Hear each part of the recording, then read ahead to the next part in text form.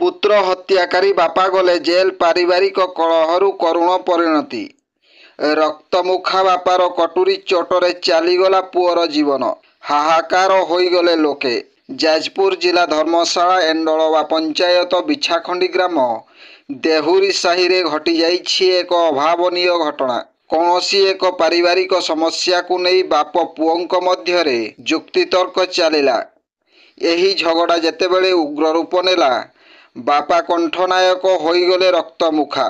सेतेबेले निज जन्म कला पुओ को भूली जाई शत्रु परि दुर्व्यवहार करने सहित 30 वर्षीय पुत्र शंभु नायकंकु एक धारुआ कटुरी साहाय्य रे मरणांतक आक्रमण करथिले। गुरुतर अवस्थारे शंभु नायकंकु धर्मशाला गोष्ठी स्वास्थ्य केन्द्र रे भर्ती करथिले मध्य सेठारे डाक्तर तांकु मृत घोषणा करिसंती। खबर पाई धर्मशाला थाना पुलिस पहुंची बापा कंठनायकंकु अटक रखी आज जेल हाजत को पठाइथिबा जणा पड़िछि।